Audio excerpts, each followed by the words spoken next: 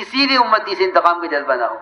حضور اکرم صلی اللہ علیہ وسلم کے چچا حمزہ کو شہید کیا گیا، مسلح کیا گیا، ناک کان کاٹ دیے گئے، جو کچھ بھی ہوا، آپ نے فرمایا کہ میں 70 مشرکین کے ساتھ یہ کروں گا جنہیں میرے چچا کے ساتھ. اللہ نے فرمایا کہ نہیں، صبر کرو صبر، اور اگر تمہیں بدلہ لینا ہی ہے تو ایک کے ساتھ کر سکتے ہو، بس 70 کے ساتھ نہیں، 2 کے ساتھ بھی نہیں. صبر کی تلقین، صبر کی تلقین کی آپ نے. ابو ذر غفاری رضی اللہ تعالی عنہ، گھر کوئی تھا نہیں، مسجد میں رہتے تھے، مسجد میں سوئے ہوئے تھے. آپ نے آ کے اٹھایا اور فرمایا کہ ابو ذر یہ بتاؤ، جب تمہیں مدینہ والے تنگ کریں گے، ذمہ دار عمرا تمہیں تنگ کریں گے، تم کیا کرو گے؟ حضرت ابو ذر نے فرمایا کہ مدینہ چھوڑ کے ملک شام چلا جاؤں گا. فرمایا ملک شام میں بھی اسلام ہے، وہاں بھی امیر ہے، وہاں بھی ذمہ دار ہیں، وہ تمہیں تنگ کریں گے پھر کیا کرو گے؟ کہ واپس مدینہ آ جاؤں گا. فرمایا مدینہ والے دوبارہ تنگ کریں گے پھر کیا کرو گے؟ کب تک صبر کا ارادہ ہے؟ حضرت ابو ذر نے عرض کیا کہ پھر تو میں ان کا مقابلہ کروں گا. فرمایا نہیں ابو ذر، ایسا نہ کرنا. حضرت آپ نے فرمایا اے ابو ذر، جہاں ذمہ دار تمہیں تقاضے پر بھیجیں وہاں جاتے رہنا، اور جہاں ذمہ دار تمہیں اپنے ساتھ لے کے جائیں تم ان کے ساتھ چلتے رہنا اور صبر کرتے رہنا یہاں تک کہ مجھ سے آ کر مل لینا. یہ آپ نے فرمایا. اس لیے اس کام میں صبر و تحمل یہ سب سے بنیادی چیز ہے. حضور اکرم صلی اللہ علیہ وسلم کے صبر کو ایک یہودی عالم زید ابن سعنہ نے کیسے آزمایا؟ اللہ اکبر. اپنی کتابوں میں آپ کی ساری علامتیں دیکھ لی نبوت کی، اور آپ کو دیکھتے ہی اندازہ ہو گیا کہ ہاں آپ اللہ کے نبی ہو سکتے ہیں. لیکن ایک ایسی علامت کہ آپ کو ستایا جائے، پھر دیکھا جائے کہ آپ کے اندر کتنا تحمل ہے. آپ میں تحمل بڑھتے جائے گا جتنا آپ کے ساتھ جہالت سے پیش آئیں گے. چنانچہ یہ آزمائش کیسے ہو؟ ابھی راہ چلتے کسی کو دھکا دینا اور راہ چلتے کسی کو ستانا تو یہ کسی بھی مذہب کا طریقہ نہیں ہے. کوئی بھی اس کو پسند نہیں کرتا، کوئی بھی اس کو پسند نہیں کرتا. یہ جانوروں کا کام ہے، کسی کو ٹکر مار دینا، کسی کو لات مار دینا جانوروں کا کام ہے. یہ کیسے معلوم ہو آپ کے ساتھ زیادتی کر کے کیسے معلوم ہو کہ آپ اللہ کے رسول ہیں یا نہیں؟ چنانچہ اس کے لیے معاملہ کیا.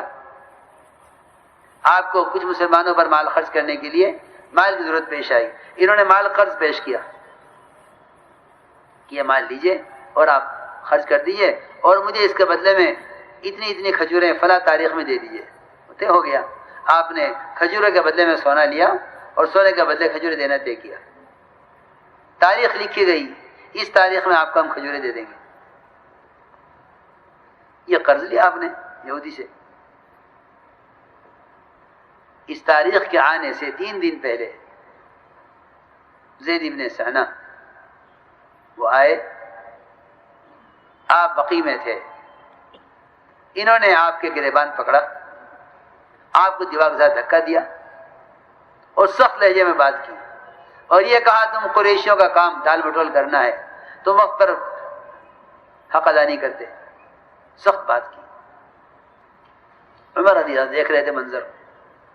حضرت عمر آگے بڑھے، عرض کیا گیا رسول اللہ اجازت دیجئے کہ میں اس یہودی کو قتل کر دوں جو آپ کے ساتھ زیادتی کر رہا ہے. عجیب بات سنو، یہاں سمجھنے کی بات ہے. ایک یہودی آپ کو ستا رہا ہے، آپ کا ایک صحابی، آپ کا شیدائی، وہ ان پر تلوار کھینچ رہا ہے. آپ نے یہودی کو تو کچھ نہیں کہا. حضرت عمر سے فرمایا کہ عمر یہ کیا کیا تم نے؟ عمر تم نے کیا کیا؟ اس یہودی کو تلوار کیوں دکھائی تم نے؟ عجیب بات ہے. آج کل لوگ کہتے ہیں اپنے حمایتیوں کا خیال کرو، جو تمہاری حمایت کریں تم ان کو ابھارو. جی ہاں، حالانکہ سنت یہ ہے کہ اپنے حمایتی کو دباؤ. حضرت عمر نے آپ کی حمایت کی، یہودی کے خلاف تلوار نکالی. آپ نے فرمایا عمر یہ کیا کیا تم نے؟ تمہیں یہ نہیں کرنا چاہیے تھا. مجھ سے کہتے میں اس کا حق ادا کروں. میرے ذمہ اس کا حق ہے.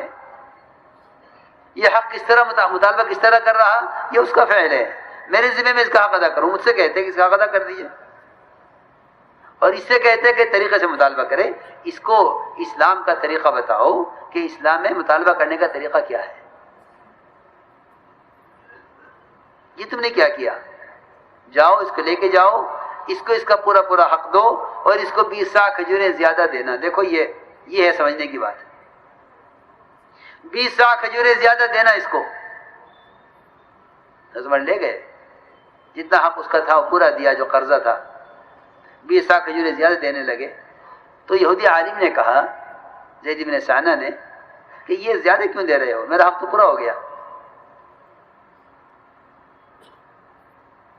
حضرت عمر نے فرمایا کہ مجھے اللہ کے نبی نے اس کا حکم دیا ہے کہ کیونکہ میں نے آپ کو تلوار سے دھمکی دی تھی قتل کرنے کی، اس لیے آپ نے مجھے حکم دیا ہے کہ ان کو 20 سا کھجوریں زیادہ دینا. تم نے زیادتی کی ہے. ان کی زیادتی کا کوئی ذکر نہیں. انہوں نے کیا کیا؟ حضرت عمر نے تلوار دکھا دی، اس لیے احسان کیا یہودی کے اوپر. یہودی زید بن سعنہ نے فوراً کلمہ پڑھا اور اسلام میں داخل ہوئے. حضرت عمر نے فرمایا تم کون ہو؟ اس نے کہا میں یہود کا عالم ہوں. کہ یہود کا عالم زید؟ کہ ہاں. حضرت عمر جانتے تھے. حضرت عمر نے فرمایا اتنے بڑے عالم ہوتے ہوئے تم نے یہ حرکت کی؟ کہا کہ عمر میں دیکھنا چاہتا تھا کہ واقعی نبی ہیں یا نہیں، کیونکہ ان کی نبوت کے بارے میں مجھے اطمینان جب ہو سکتا تھا جب میں دیکھ لیتا کہ ان کے اندر کتنی برداشت، اور ان کے ساتھ زیادتی سے پیش آؤ تو ان کے اندر کتنا صبر ہے. اس لیے میرے دوستو عزیزو، یہ اجتماعیت کے اسباب ہیں، اور یہ داعی کا یہ مزاج ہونا چاہیے. وسعت قلبی کے ساتھ، عفو درگزر کے ساتھ، آپس کے مشورے کے ساتھ، اجتماعیت کے ساتھ، ساتھیوں کو لے کر چلنے کے ساتھ. شکایتیں ختم کرو، اکرام، ہر ایک کا اکرام کرو، قریب کرو. جی ہاں، بدگمانی پیدا ہو رہی ہے، بدگمانیاں. جھوٹی خبروں پر بڑے بڑے قلعے تعمیر ہو جاتے ہیں.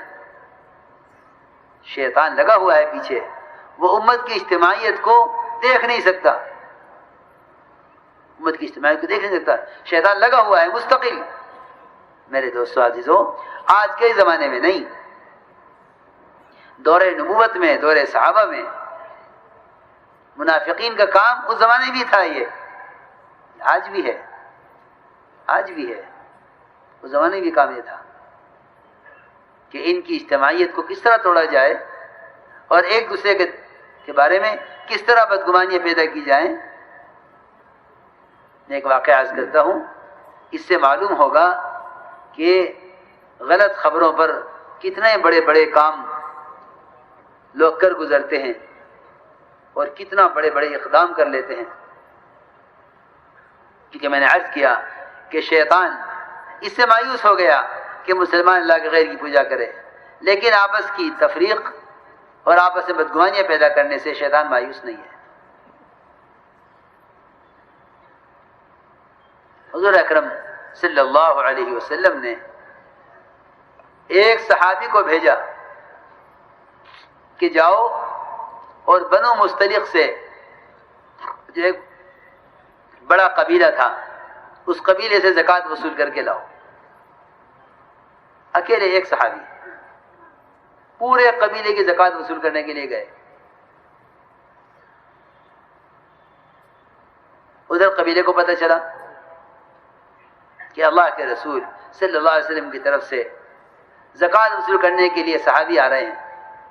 تو پورا قبیلہ ان صحابی کے استقبال کے لیے اپنی بستی سے نکل کے باہر آ گیا کہ ہم اللہ کے رسول کے قاصد کا اور اللہ کے رسول صلی اللہ علیہ وسلم کے ساعی کا جو زکوٰۃ دینے کے لیے آ رہا ہے، ہم اس کا استقبال کریں گے اور ہم خوشی سے زکوٰۃ دیں گے اس کو۔